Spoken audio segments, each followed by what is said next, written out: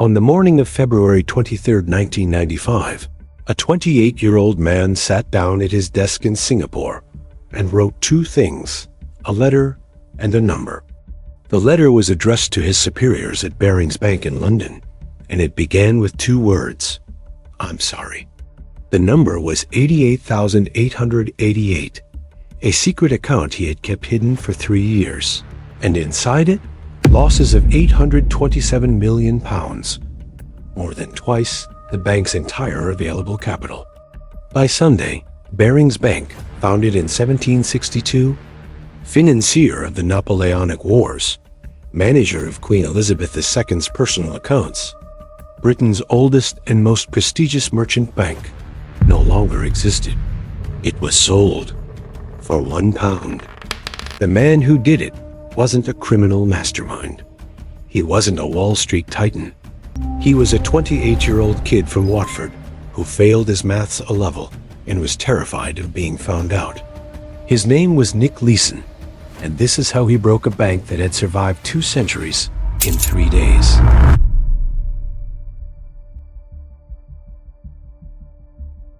Nicholas William Leeson was born in 1967 in Watford, a modest suburb northwest of London. Not rich, not connected, not the kind of boy anyone expected to end up on a trading floor in Singapore. He left school without the grades for university, got a back-office job at Coutts Bank at 18, shuffling paperwork, then moved to Morgan Stanley, and in 1989 landed a position at Barings. He wasn't hired as a trader. He was a settlements clerk, the people who process the paperwork after trades are made, behind the scenes, invisible. But Leeson was sharp, diligent, and magnetic. And when Barings sent him to Jakarta in 1992 to untangle a £100 million administrative mess involving missing share certificates, a problem that had stumped the office for months, he sorted it in under a year. London noticed. They sent him to Singapore to set up operations at the Singapore International Monetary Exchange, CMEX, a new, fast-growing derivatives market, a frontier. And here, for the first time, they let him trade. His job was simple in theory.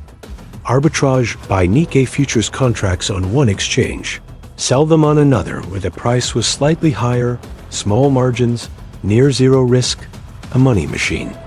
In 1992, Leeson's team made a profit of £1.2 million.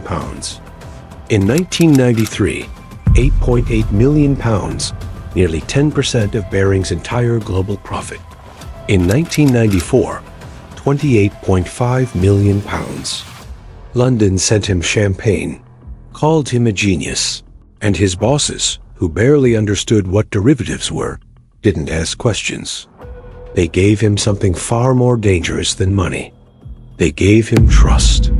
And there was one other thing they gave him, something that, with hindsight, seems almost criminally negligent.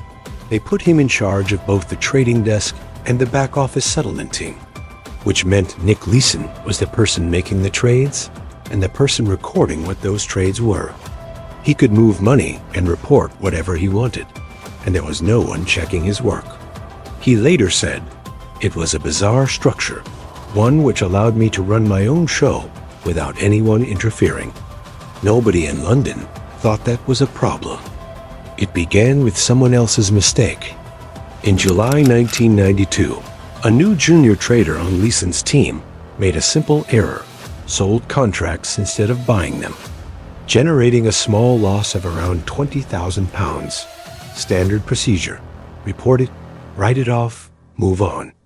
Nick Leeson didn't report it. He was building a reputation for infallibility. His bosses thought he was untouchable, and he couldn't let a junior employee's mistake tarnish that. So he opened an internal error account to park the loss. Account number 88,888, intending to clear it quietly when the next profitable trade came in. The next trade didn't cover it. The losses grew. So he hid more in 88,888. By the end of 1992, account 88,888 held £2 million in hidden losses. By the end of 1993, £23 million. But here is what makes Leeson's story different from a simple fraud case. He wasn't stealing the money. He wasn't transferring it to a private account in the Cayman Islands. He was desperately trying to trade his way back to zero, doubling his positions every time he lost, convinced that one big win would make everything disappear. The professionals call it loss chasing. A gambler calls it what it actually is, digging a deeper and deeper hole, hoping the ground eventually becomes solid.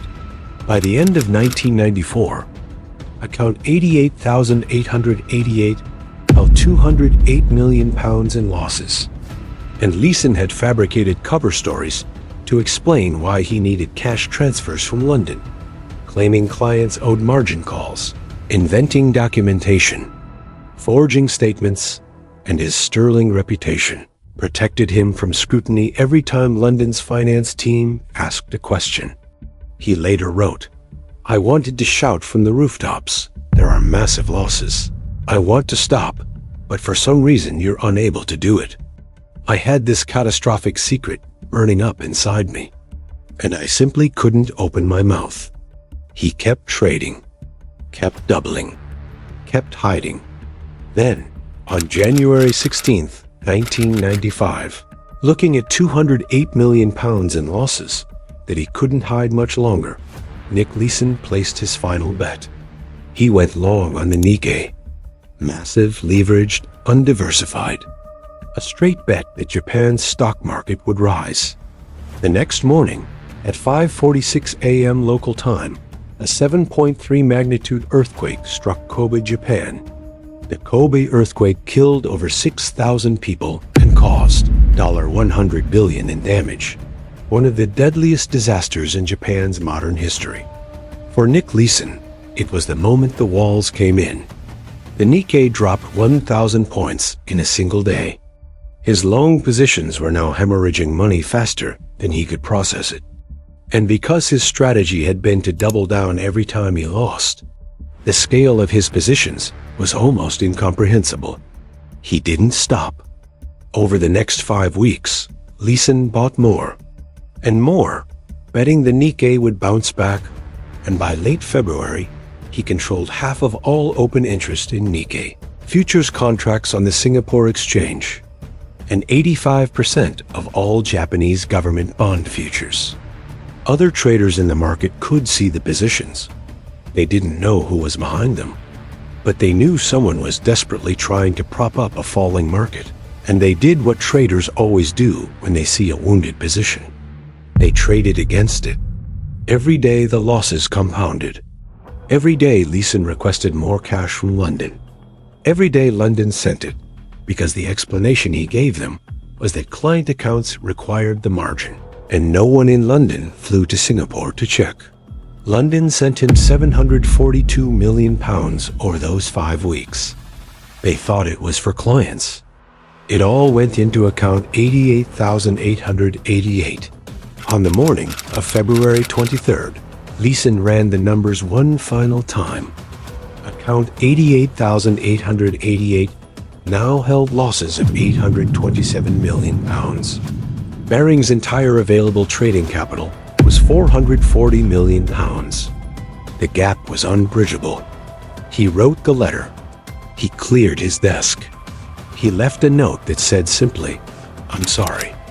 Then he walked out of the Singapore office, got in a car with his wife, and fled. Back in London, Barings chairman Peter Baring opened the letter, then made a phone call to the Bank of England. The Bank of England spent the weekend trying to organize a rescue. Every major British bank was called. Everyone declined. The losses were too large, the position too complex, the risk too unknown. By Sunday evening, February 26th, there was no rescue. Barings Bank, minus 233 years old, financier of empires, banker to the Queen, was declared insolvent. It was sold the next day to the Dutch bank Ing. The price, £1 sterling. Meanwhile, Nick Leeson was on the run, flying to Malaysia, then Thailand, then Brunei, then Germany, hoping to reach England where he believed he might face a more lenient legal system. He never made it. On March 2, 1995, 8 days after he fled Singapore, Leeson was arrested at Frankfurt Airport. Interpol had been tracking him across Southeast Asia, and photographers captured the moment he landed back in Singapore, surrounded by police. He looked, according to every journalist who was there, not like a criminal mastermind, but like a very tired, very frightened young man, which is exactly what he was. Nick Leeson pleaded guilty to 2 counts of fraud, and in December 1995 was sentenced to 6.5 years in Changi prison. Then came news that almost seemed scripted by someone with a dark sense of irony. While in prison, Leeson was diagnosed with colon cancer, and the prognosis was grim. He survived. He was released in July 1999 after serving 4 years. Walked out of Changi prison thinner, older, and by most accounts genuinely changed. Then wrote a book, Rogue Trader, which became a bestseller, was made into a film starring Ewan McGregor, and he became, improbably, a sought-after speaker on risk management and corporate culture, paid to tell boardrooms in banks what happens when oversight disappears. As for Barings, the bank that had financed the Napoleonic Wars, the Louisiana Purchase, the construction of the Erie Canal, and the personal wealth of the British monarchy, it was absorbed into ING, then sold again and dissolved, and its 4,000 employees lost their jobs in a weekend. And its 233-year history ended because no one in London thought it was worth flying to Singapore to check whether the numbers were real. Here's what actually broke Barings Bank, not Nick Leeson, not account 88,888, not even the Kobe earthquake. What broke Barings was the belief that someone who makes you money is not capable of losing it. Leeson's bosses saw the profits, asked no questions, and gave him more access, more capital, more trust, not because they verified his results, but because the numbers looked good. When you reward performance without understanding it, you don't build a high-performance institution. You build a ticking clock. The earthquake didn't start the count. It just ran out the time.